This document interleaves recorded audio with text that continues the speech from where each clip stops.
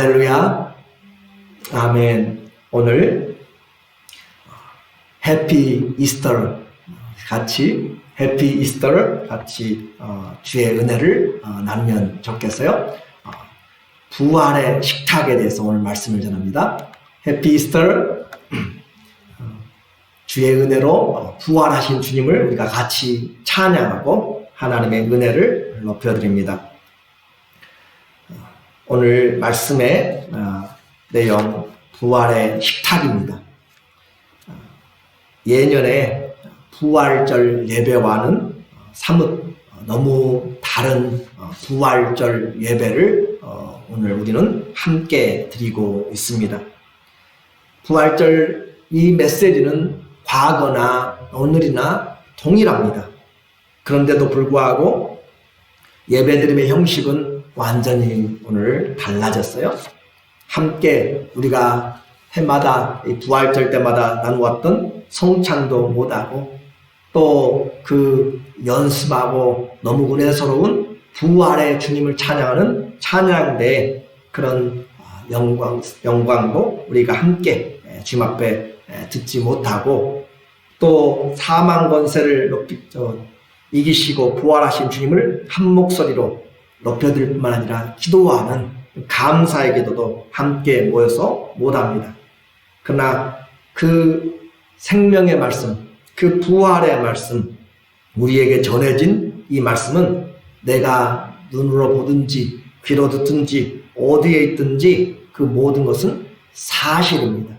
요즘은 너무 가짜가 많지만 그러나 그 예배는 이 복음은 우리가 어떤 모습 어디에서 들으든지 예수 그리스도 부활하신 예수 그리스도의 복음은 동일하고 변하지 않고 영원한 진리입니다. 예수님은 다시 사셨습니다. 하루에도 요즘은 수천 명씩 죽어가는 이 코로나 바이러스라는 이 사실 앞에서, 전염병 앞에서 우리는 더욱 부활과 생명 대신 주님의 복음이 필요합니다. 왜냐하면 예수님 없이 영원히 멸망의 길, 죽음의 형벌에 있지 않고 곧 둘째 사망의 해를 당하지 않고 부활의 생명을 가짐으로 우리가 예수 그리스도의 영원한 믿음으로 산 소망을 가질 수 있는 때가 바로 이와 같이 위기의 때 더 필요하기 때문에 그렇습니다. 예수님 우리에게 또 죽어가는 누구에게 또 이 말씀을 듣는 누구 모두에게도 나는 부활이요 생명이니 나를 믿는 자는 죽어도 살겠고 무릇 살아서 나를 믿는 자는 영원히 죽지 아니하리라 하십니다. 나를 믿는 자는 죽어도 살겠다. 그 말은 예수님을 믿지 않으면 지금은 살아있는 것 같아도 죽어있다라고 하는 뜻이에요. 많은 사람들이 살아있는 것 같아요. 그러나 그것은 시간의 문제입니다. 조금만 시간이 지나면 우리는 다 땅으로 또 세상에 보이지 않는 것으로 사라져버릴 그런 티끌 같은 먼지 같은 사람들이 누가 이것을 부인할 수가 있겠습니까? 우리는 살아있어도 예수님을 믿지 않냐면 우리는 사는 것 같지만 시간의 문제지 그것은 다 죽어있는 문제라는 거죠. 그림자의 인생이라는 거죠. 그렇기 때문에 죽은 자도 이와 같이 예수님을 모르는 자는 죽어있지만 그러나 예수님은 부활이고 생명이기 때문에 죽은 자도 예수 믿으면 사는 것이죠.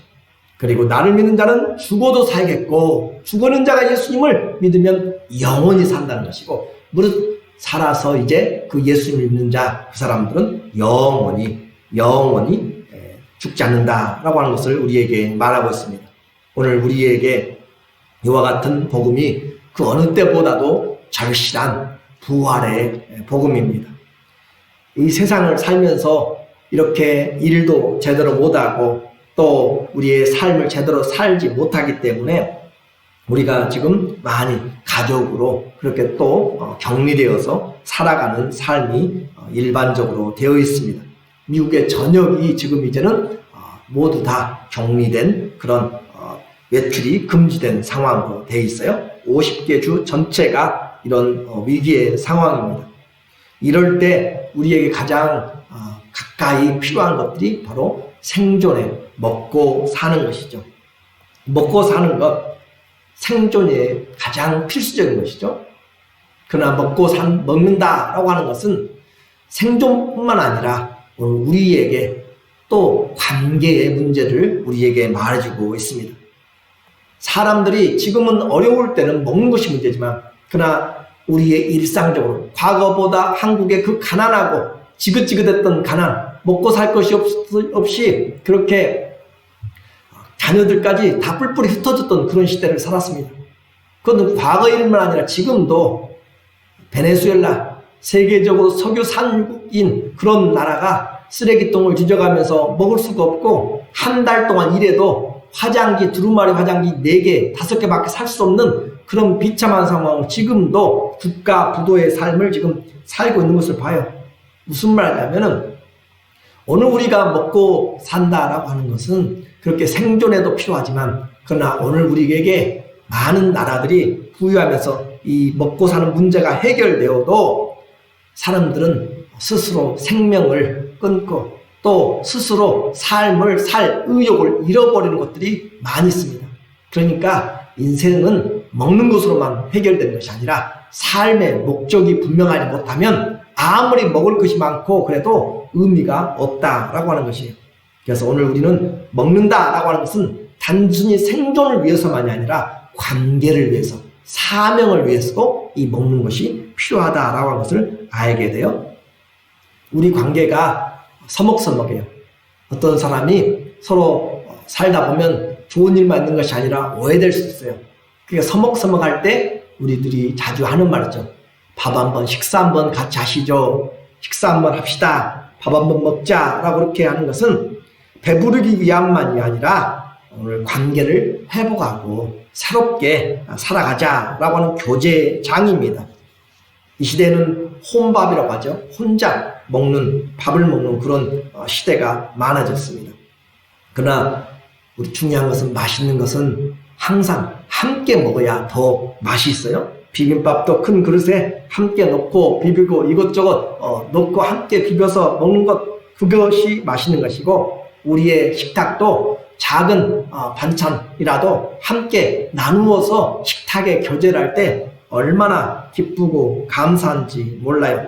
그래서 오늘 우리에게 이 식사는 먹는 것만이 아니라 교제다. 특별히 성도들에게는 신령한 교제의 연장입니다. 예수님의 사역을 보니까 이 먹고 마시는 이 교제가 중심이 되었기 때문에 오늘 말씀의 제목을 바로 부활의 식탁이라고 하는 주제로 잡았어요. 예수님이 오셔서 먹고 마시면서 그렇게 하시니까 사람들이 예수님을 비난하죠.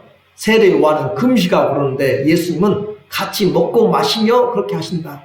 예수님은 세례들과 죄인들과 어디를 가든지 함께 그렇게 먹고 마시면서 교제를 했습니다.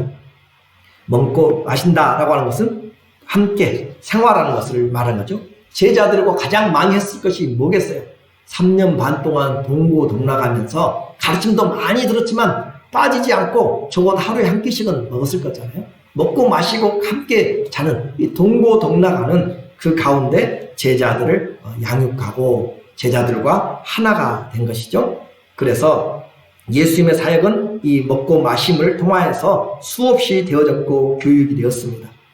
뿐만 아니라 예수님의 사역을 마칠 때에도 예수님은 마지막 이 성만찬 하셨죠. 허리에 띠를 두르시고 수건을 두르시고 제자들에게 마지막 유월절 식사를 하시면서 이 잔은 너희를 위한 내 피고 이 떡은 너희를 위한 내 몸이다 라고 하면서 그 식사의 유월절 식사의 그 가운데서 주님은 먹음을 통하여서 예수님 자신을 주고 또 예수님 자신을 먹는 것으로 그렇게 우리에게 새 언약을 이야기했습니다. 그리고 겟세마네 동산에서 기도하신 후에 이제 주님은 잡히시고 고난과 또 신문을 받으시고 십자가형을 받으셨죠. 제3일에 주님은 부활하셨습니다. 부활하시고 오늘 본문 이 21장에 주님은 베드로에게 잊혀지지 않는 해변가에서의 식탁을 또 준비하셨어요. 그래서 사도 요한은 이 사건을 성경에 아주 자세하게 또 길게, 이 요한복음은 예수 그리스도의 부활 이후의 사건을 사복음서 중에서 가장 길게 56절에 거쳐서 기록을 해주고 있습니다. 긴 이 기다림, 그 식탁이 왜 중요했는지 사도 요한이 지금 이 내용을 우리에게 말하는 것을 통하여서 우리도 부활하신 주님의 식탁에 함께 들어가 보면 좋겠어요. 오늘 부활하신 예수님을 우리는 먼저 좀 알아야 됩니다. 왜냐하면 이 부활절은 정말 너무 우리 모든 자들에게 중요한 것이기 때문에 그래요. 부활이 없으면 우리의 모든 혼심, 우리의 모든 것들, 심지어 예수 그리스도의 죽음 대속 자체도 다 무효화가 됩니다. 왜냐하면 부활을 하지 못했다면, 예수님이 부활하지 못했다면 예수님의 죽음은 그냥 자신의 죽음이고 죄에 대한 죽음으로 끝날거려요. 그러나 예수님 부활하심으로 그 모든 죄가 사하여졌음을, 모든 죄가 예수님이 대속하셨음을, 하나님이 주님을 살리심으로 말미암아 우리에게 죄가 청산되었음을 이야기하기 때문에 그렇습니다. 그러므로 바울은 부활이 없으면 예수 그리스도를 믿는 자들은 세상에서 가장 불행하고 불쌍한 자라, 비천한 자라, 비참한 자라까지 그렇게 이야기를 해요. 이처럼 우리의 신앙을 굳건케 하고, 우리의 신앙을 자랑스럽게 하고, 우리의 신앙을 영원토록 힘있게 만든 것은 우리의 죄를 위해서 죽으시고 예수님이 부활하셨기 때문에 그렇습니다. 이 부활, 이 사건은 오늘 주님이 십자가에 죽으실 것을 이 땅에 오셔서 사역하실 때 미리 말씀하셨어요. 예수님이 죽으시고 사흘 만에 살아나리라 계속적으로 말씀하신 것이죠. 마태복음 16장 21절에 보면은 이때로부터 예수 그리스도께서 자기가 예루살렘에 올라가 장로들과 대제사장들과 서기관들에게 많은 고난을 받고 죽임을 당하고 제3일에 살아나야 할 것을 제자들에게 비로소 가르치시니, 예수님이 미리 이야기했어요. 죽으시고 제3일에 살아날 것을 미리 이렇게 가르치셨어요.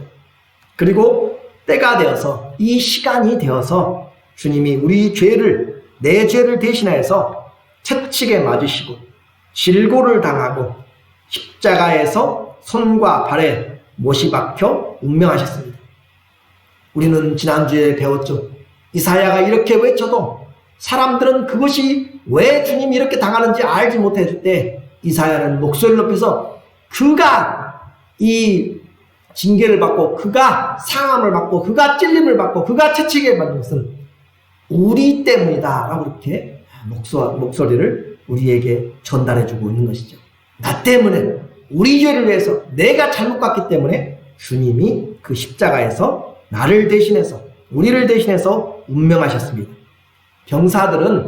로마의 병사들은 창으로 옆구리를 찔러서 예수님이 죽었는지 그 시체를 내리기 전에 죽음을 확인함으로 창에 찔려진 그 몸에서 물과 피가 쏟아지게 되었어요. 그것은 예수님의 죽음을 확인하는 결과였습니다. 주님의 몸은 이제 새로 준비된 아리마대 사람, 부자인 요셉이 자기 가족묘로 새롭게 준비해둔 그 묘실에 들어가게 되었습니다. 이사야의 예언을 그대로 성취한 것이죠. 그리고 그 무덤은 로마의 법으로 임봉하여서 그곳을 아무도 들어가지 못하도록 폴리스 라인을 치는 것처럼 그곳을 임봉하여서 아무도 그곳을 손대지 못하도록 그렇게 하였고, 로마의 병정들이 그곳을 지키게 되었습니다. 예수님의 죽음에 대한 역사적이고 물리적인 죽음의 확인입니다. 사랑하는 우리 주님, 또 우리와 엊그제까지 같이 하셨던 그 주님, 또 우리를 가르치셨던 랍비, 우리와 함께 동나가했던 그 주님께서, 말씀이신 그 하나님이 돌아가셨어요. 죽으셨습니다. 그런데 세상은 무정하게도 아무 일이 없다는 듯 그 해가 지고 또 어둠이 지나고 새벽이 오고 밝은 태양은 여전히 대지 위에 또 바다 위에 떠오르고 있습니다. 사람들은 어제 일을 잊어버리고 나와는 아무런 상관이 없는 것처럼 자기들의 전통대로 안식일을 맞이하고 지키고 있습니다. 자연은 자기에게 주어진 길에 하나도 빈틈이 없이 그대로 꽃이 피어나고 또 물이 흘러가고 모두 자신의 일을 정확하게 일각도 늦추지 않고 정해진 시간대로 움직여가는 것이죠. 또 저녁이 오고 안식일이 다 가고 새벽 미명이 되어집니다. 이것이 참 비참한 것이죠. 누구에게는 정말 처참하고 모든 것이 무너질 만한데 다른 사람들은 전혀 관심이 없이 상관이 없이 되어가고 하늘을 보고 땅을 보아도 여전히 동일한 어제와 같은 그런 하늘의 별과 또 해와 달이 뜨고 지고 하는 어둠이 우리에게 찾아오는 그런 것입니다. 모두가 잠든 이 새벽 안식일이 끝난 이 미명에 마리아와 여인들이 시체에 향품을 바르기 위해서 무덤으로 향하였습니다. 갑작스런 주님의 죽음, 예상치 못한 주님의 죽음을 위하여서 향품이 충분하지 못하였기 때문에 그들은 주님이 죽고 나서야 준비된 향품을 더 준비하여서 가고 있습니다. 그 큰 무덤을 가리워진 그 돌은 누가 굴려줄 것인가? 그곳을 지키고 있는 그 병사들이 우리에게 예수님의 시체 향품을 바르게 해 줄 것인가? 임봉이 되었는데 허락할 것인가? 우리는 사랑하는 그 주님에게 우리가 준비한 향품을 바를 수는 있을 것인가? 염려하면서 그 무덤에 갔는데 무덤에 도착했을 때 그 무덤을 지키는 군사들은 없었습니다. 그리고 육중한 그 무덤을 가리웠던 닫혔던 그 돌문은 열어 제껴져 있었습니다. 뿐만 아니라 그 무덤 안에 시체를 놓였던 곳은 비어 있었고 빈 무덤과 빈 세마포만 놓여 있었습니다. 주님은 보이지 않았어요. 주님은 어디에 계시는지 분명히 주님이 돌아가시고 그들이 시체를 싸서 준비한 몰약과 향품을 가지고 그 돌무덤에 넣었고 그것을 보고 떠나갔는데 여인들은 당황했습니다. 주님이 어디 계신지 알 수가 없었고 또 무슨 일인지 무덤까지 열려져 있는 이 상황은 도무지 이해가 되지 않았습니다. 그때 천사들의 목소리가 들립니다. 여기 누우셨던 예수는 여기 계시지 않고 살아나셨느니라. 마태복음 28장 5절에 천사가 여자들에게 일러 가로되 너희는 무서워 말라. 십자가에 못 박히신 예수를 너희가 찾는 줄을 내가 아노라. 그가 여기 계시지 않고 그의 말씀하시던 대로 살아나셨느니라. 와서 그의 누우셨던 곳을 보라. 세상에 이보다 더 큰 충격적이고 이보다 더 큰 놀라운 소식이 어디가 있습니까? 분명히 예수님의 죽음을 확인하고 있고 천사도 확인하고 있어요. 십자가에 못 박히신 예수를 너희가 찾는 줄 아노라. 예수님이 십자가에 못 박히셨고 장사 지낸 바 되으셨어요. 그런데 그분이 지금 누워졌던 그분이 여기 계시지 않고 너희가 찾는 그 예수님은 다시 살아나셨느니라. 주님은 여기 계시지 않고 He is not here. He has risen. 이렇게 표현하고 있습니다. 주님이 다시 살아나셨다. 예수 다시 사셨습니다. 예수님이 사신 이 놀라운 것이 바로 부활입니다. 여자들은 너무나 당황했지만 천사의 말과 보여지는 증거들이 지금 너무나 분명하기 때문에 제자들에게 재빠르게 달려갔어요. 다락방에서 숨어있는 제자들에게 베드로와 제자들을 향하여서 달려갑니다. 예수님의 이 사실을 보고 들었으면서도 이게 과연 사실일까?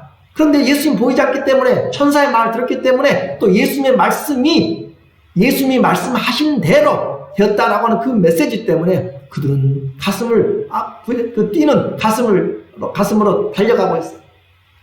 급한 좋은 소식을 위해서 달려가는 그 마음을 혹시 경험해 보셨어요? 초등학교 때 제가 다니는 시골에서는 산을 넘어가야 학교를 가요. 마을에서부터 저수지까지 또 한참 올라갔다가 거기서부터 쭉 산을 한 봉우리를 넘어가지고 또다시 지나서 학교를 가기 때문에 정말 학교 가고 오는 것이 참 쉽지 않은 거리였어요. 그런데 학교에서 상을 받고 한 학년이 마치고 방학하고 상을 주고 그러잖아요. 그러면 그 상을 받은 그 기쁨을 전하기 위해서 그 먼 거리를 달려서 막 달려가요. 가서 이 상을 받았다고 부모의 어머니에게, 가족들에게 알리고 싶어서. 그런 기억들, 또 이 나라의 운명을 건 전쟁에서 모든 사람들이 이 전쟁에서 패하게 되면 노예가 되고 나라가 망하게 되는 그런 상황에서 이 전쟁의 승리를 전하기 위해서 마라톤이라는 곳에서부터 42.19km 달려가서 아테네에게 우리가 승리했다라고 전했던 그 병사처럼 기쁨의 소식을 가지고 지치지 않고 쉬지 않고 달려가는 그런 마음들. 근데 그것과 비교되지 않는 인류에게 가장 중요한 기쁨의 소식을 지금 처음 들은 이 여자들이 이 복음의 소식을 가지고 제자들에게 달려가고 있어요. 이 소식을 가지고 달려가서 제자들에게 이야기할 때 그들은 도무지 믿지를 못했습니다. 그리고 그 중에 베드로와 요한은 이름 나오지 않지만 또 다른 제자라고 하죠. 그들이 또 달려가서 그 길을 확인해 봐야만 됩니다. 가서 보니까 과연 그 무덤은 비어있고 주님은 거기에 계시지 않았습니다. 설마 그럴 리가, 믿기지 않는 제자들입니다. 그래서 이 예수님의 부활을 그들은 가서 다시 봐야만 해요. 예수님의 부활은 주님이 말씀하신 그대로 된 것입니다. 예수님의 이 부활, 죽으심과 부활은 성경대로, 예수님은 그 말씀을 그대로 이루셨고 그대로, 그것이 성경의 중심입니다. 고린도전서 15장 3절에 보면 내가 받은 것을 먼저 너희에게 전하였노니 이는 성경대로 그리스도께서 우리 죄를 위하여 죽으시고, 거기 보니까 성경대로 그리스도께서 우리 죄를 위하여 죽으시고 또 장사 지낸 바 되었다가 성경대로 사흘 만에 다시 살아나사. 성경대로, 예수님은 성경대로 오셨고 예수님은 성경대로 사셨고 성경대로 죽으셨고 성경대로 묻히셨고 성경대로 다시 살아나셨고 성경대로 다시 오실 것입니다. 그 주님, 이것이 바로 성경대로 믿는 우리의 복음입니다. 세상에 많은 종교와 교주들 또 가르침들이 있습니다. 그러나 죽음에서 살아난 그 교주나 살아난 자를 믿으라고 하는 것은 없습니다. 주님처럼 다시 살아나신 것이나 또 제자들에게, 그를 따른 자기 무리들에게 이 내가 다시 살아났다, 부활의 증인이 되라고 가르치는 종교는 하나도 없어요. 단지 그들의 가르침이죠. 그들의 철학이고 그들의 지식을 전하는 것으로 했지, 예수님처럼 너희는 내 부활의 증인이다라고 부활하신 증인으로 제자들에게 사명을 맡긴 교주들은 없습니다.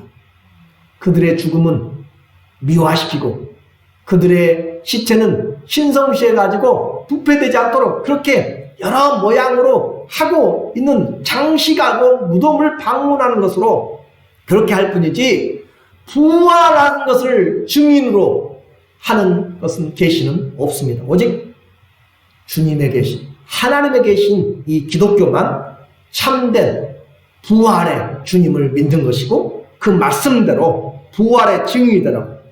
그래서 예수님의 부활은 그 부활 사건, 그 사실로만 드러난 것이 아니라 성경대로 그리고 성경 이후로도 영원토록 부활의 주님은 우리에게 증거될 것이고 그 부활의 주님은 우리와 함께 하실 것입니다.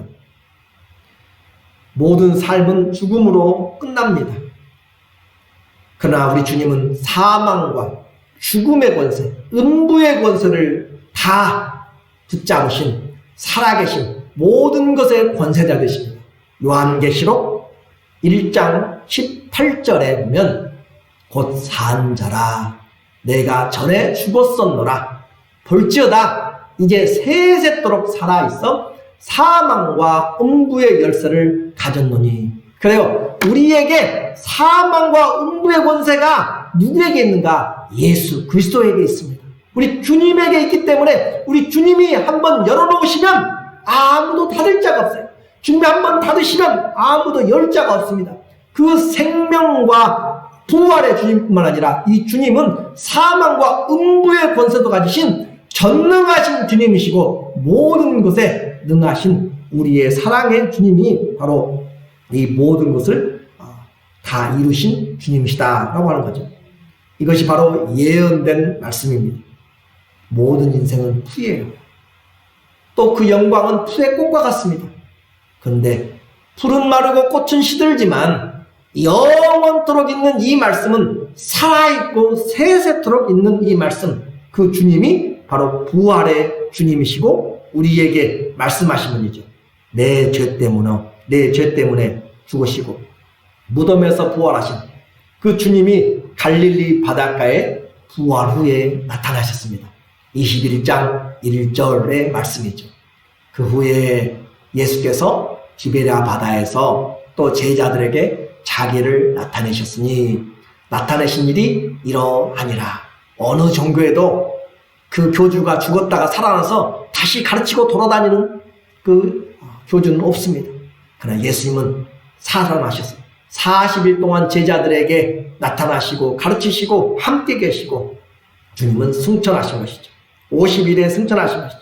그래서 40일에 승천하시고 50일에 성령 오신 거죠. 그렇게 해서 주님은 살아나신 그 주님, 요한은 특별히 그 주님과 베드로와의 그 조반, 아침을 같이 묵은 그 대화를 우리에게 집중적으로 조명합니다.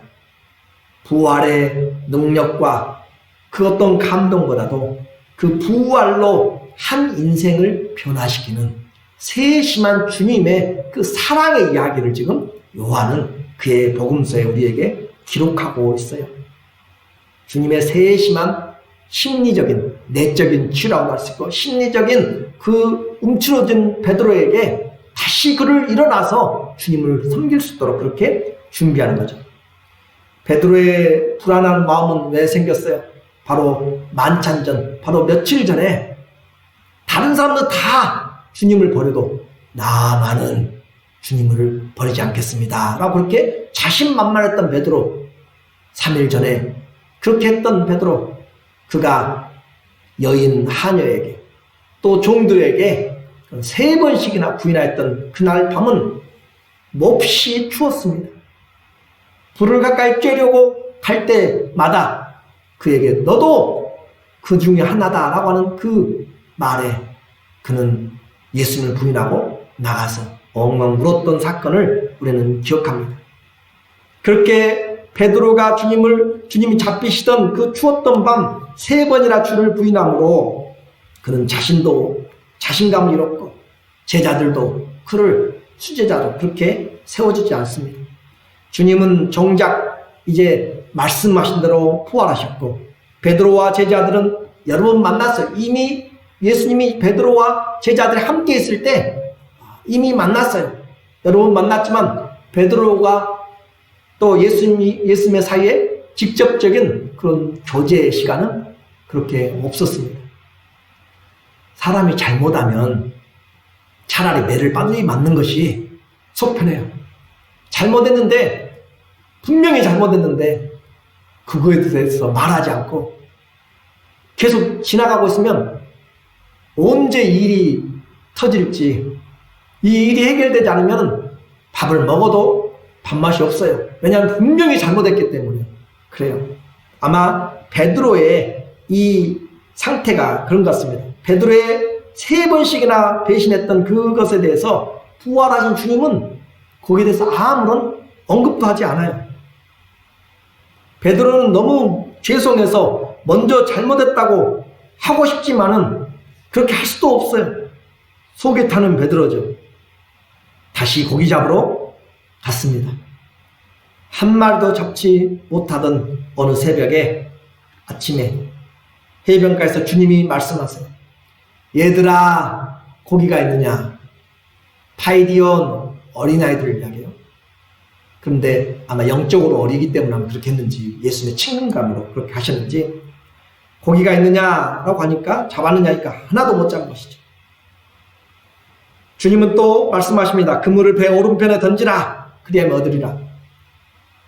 예수님이 처음에 제자들을 부를 때 했던 그런 상황과 너무너무 비슷한 것이죠. 아주 민감하고 사려가 깊은 이 요한은 벌써 그들이 고기를 잡자마자 예수님이 바로 주님이시다라고 하는 것을 이 요한은 알았어요. 그래서 주시라 하는 그 말에 베드로는 한 100m 정도 되어진 그 거리에서 옷을 걸치고 바다로 뛰어들어서 예수님에게 수영해서 헤엄을 쳐서 가고 있습니다. 주님은 숯불을 준비하고 계시죠. 이 숯불은 예수님 앞에 베드로가 대제사장 뜰에서 보았던 그 숯불과 단어가 동일한 숯불이죠. 주님은 생선과 떡을 준비하고 계셨습니다. 주님의 말씀대로 잡은 고기를 가져오고 이제 주님은 와서 조반을 먹으라 초청하십니다. 12절에 우리에게 말씀하시죠. 예수께서 가라사대 와서 조반을 먹어라 하시니 제자들이 주님이신 줄 아는 거로 당신이 누구냐 감히 묻는 자가 없더라. 밥을 먹는데 아무도 말하는 자가 없이 침묵 속에서 밥을 먹습니다. 다른 식사의 때와는 좀 다른 그런 분위기 같아요.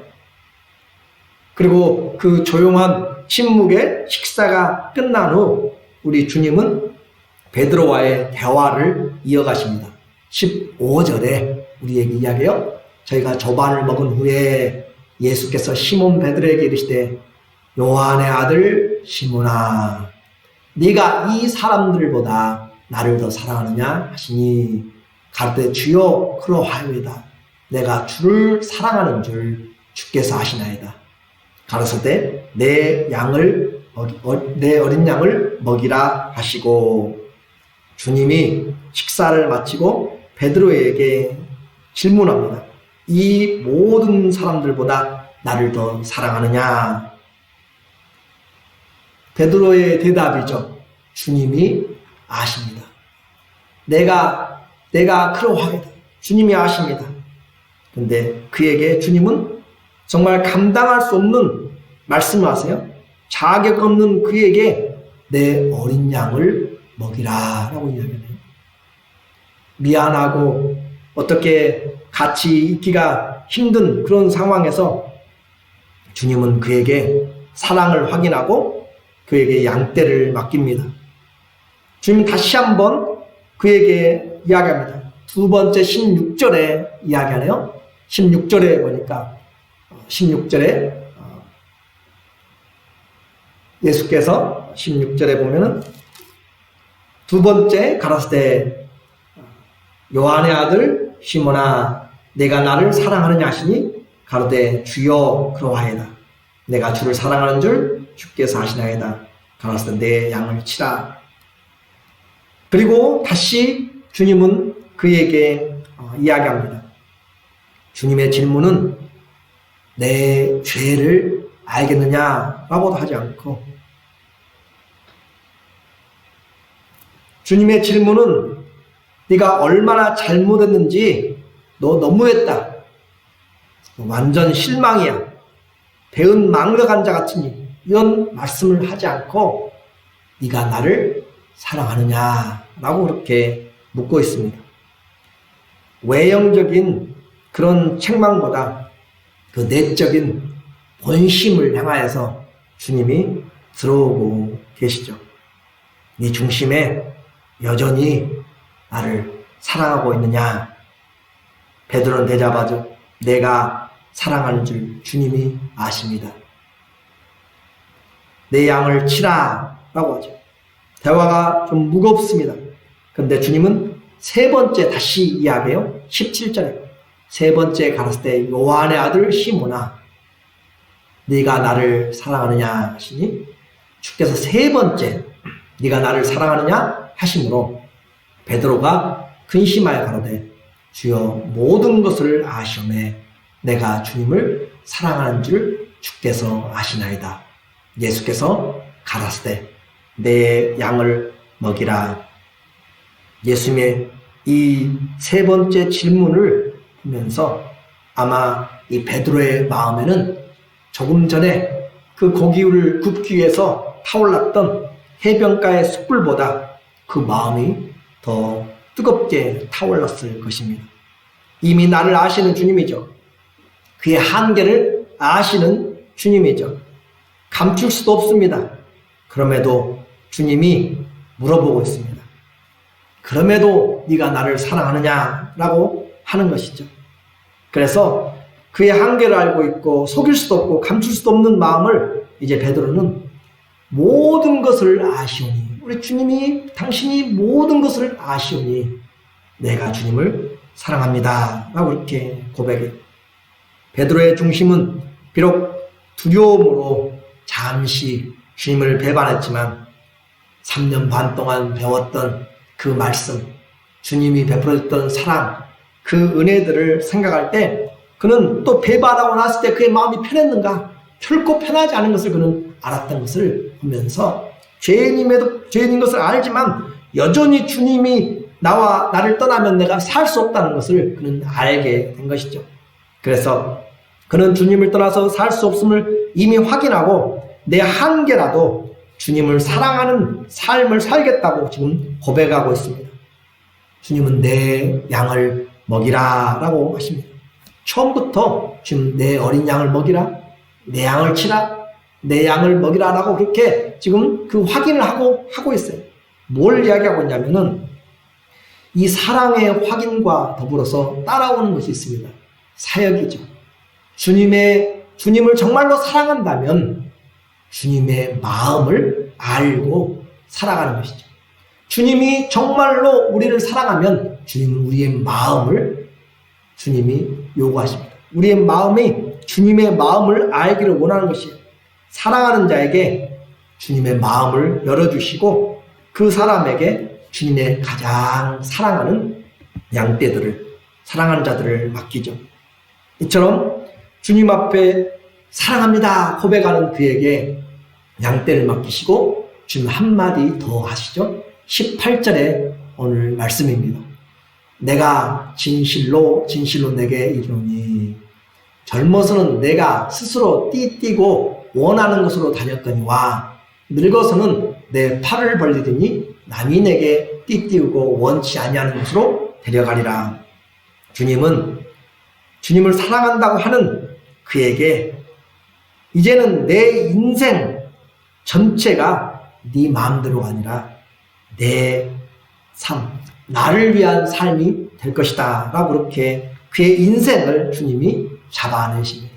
그래서 배반하고 또 주님 앞에 올바로 설 수 없는 그에게 주님은 그의 인생 전체를 받으시고 그를 통하여서 하나님이 영광 받으시는 그 삶으로 죄와 허물들을 합력하여서 선을 이루시고 그 인생 전체의 주권자가 되시는 것으로 주님은 그를 사랑하시고 다시 보듬고 계신 거죠. 이것이 부활의 주님이 바로 제자를 세워가시는 하나님의 은혜로 우리에게 말씀하고 있는 것이죠. 결론적으로 말씀을 드리겠습니다. 베드로의 모든 고민은 봄에 눈이 녹는 것처럼 녹아졌습니다. 남은 것은 우리 주님의 강권적인 감당할 수 없는 그 은혜와 사랑만이 베드로의 마음 가운데 새겨져 있습니다. 그 인생 전체 죽음까지라도, 죽음의 한계에 이르러도, 죽음의 순간까지도 주님 앞에 이제 붙잡힌 바 된 그 인생이죠. 그 무엇보다 중요한 것이 있습니다. 주님은 우리의 마음을 아십니다. 내가 지금 얼마나 잘못하고 있는지, 예수님 믿는다고 하면서 직분은 받아놓고 수십 년 동안 주님을 믿는다고 하면서 우리는 잘 믿을 줄 알았어요. 근데 베드로처럼 또 무너져요. 또 무너져요.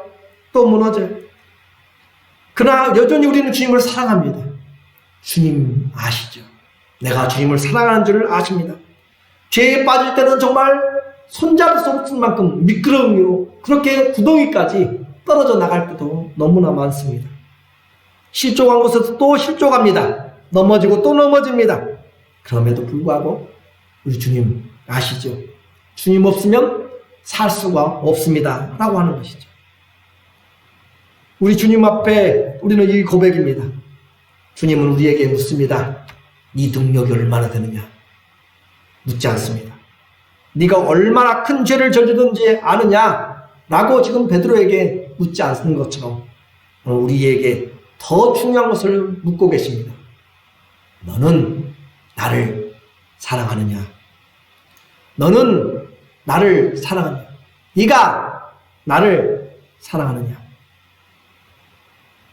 누구의 딸 바요나 시모나, 요나의 아들 시모나라고 한 것처럼 누구의 딸, 누구의 아들, 그것이 아니라 오늘 성도여, 네가 나를 사랑하느냐? 라고 주님이 우리의 허물에도, 우리의 잘못에도, 우리의 내세울 것이 없는 그 현장에서도 이렇게 물을 때 우리는 그 말씀을 듣고 입술의 고백만이 아니라 내면의 나는 또 언제 넘어질지 몰라요. 나는 또 언제 다시 넘어져서 주님 앞에 그렇게 말하지 못하고 또 멀리 있을지 몰라요. 이 모든 갈등을 포함해서 언제 바뀔지 모르는 그런 한계를 가진 인생의 모습을 바라보시면서 주님이 또 물으시는 거예요. 네가 나를 사랑하느냐? 우리는 솔직해져야 됩니다. 주님은 내가 사랑하고 싶다고 해서 사랑할 수 있는 분이 아니에요. 주님이 사랑하지 않으면 우리는 사랑하고 싶어도 환경 때문에, 내 연약함 때문에 넘어지고 또 넘어질 수밖에 없는 존재예요. 사랑도 주님의 은혜가 우리에게 주어졌을 때 사랑하는 것이에요. 주님 앞에 내가 오늘 설 수 있는 것도 주의 사랑이, 한량없는 사랑이 우리의 죄를 뛰어넘어서 와 있기 때문에 죄인임에도 불구하고 오늘 우리가 예배의 자리에 지금 와 있는 것이에요. 그러므로 사랑의 한계까지도 한계가 닥치면 우리는 배반으로 돌아서는 나약한 인간입니다. 그러나 이제까지 주님의 말씀을 들었어요. 이제까지 주님의 은혜를 알았어요. 이제까지 주님의 사랑을 우리가 경험하였습니다. 그렇기 때문에 고백할 수 있는 것은 모든 것을 아시는 주님. 주님은 나의 실패한 인생 다 아시죠. 모든 것을 아시오매 내가 주님을 사랑하는 줄 주님이 아십니다. 우리는 그 말밖에 할 수가 없어요. 베드로처럼 다른 사람 다 그렇게 주님을 배반할지도 나만은 주님을 사랑합니다라고 고백할 만한 그런 사람들 우리는 아무도 장담하지 못합니다. 우리는 한 호흡도 장담하지 못해요. 그러나 한 가지는 할 수 있어요. 모든 것을 아시오매 내가 주님을 사랑하는 줄 주님이 아십니다. 난 어떤 어려움이 있어도 주님을 사랑하기 원합니다. 그것만은 우리에게 믿음의 고백입니다. 오늘 이 부활의 아침에 주님은 무너진 이 시몬을 다시 이렇게 세웁니다. 반석으로 세우시고 계십니다. 주님은 실패한 인생을 다시 일으켜 주십니다. 주님은 낙심한 삶을 새롭게 세워서 사명을 주십니다. 주님이 원하시는 마음의 사랑으로 우리에게 맡기십니다. 오늘 우리 모두가 다 주님이 우리를 아시기 때문에 주님 앞에서 우리 허물에도 불구하고 사랑하시는 나에게 찾아오셔서 다시 찾아오셔서 나에게 양식을 준비하시고 나에게 말씀을 거시며 나에게 사명을 맡기시는 그 부활의 주님이 일평생 떠나지 않고 우리와 함께 계신 것을 우리는 기억하면서 주와 함께 먹고 주와 함께 거하면서 주님의 사랑을 고백하며 승리해 나가시는 부활의 식탁에 참여하는 우리 모두 되시기를 예수님의 이름으로 축원합니다. 아멘. 기도하겠습니다.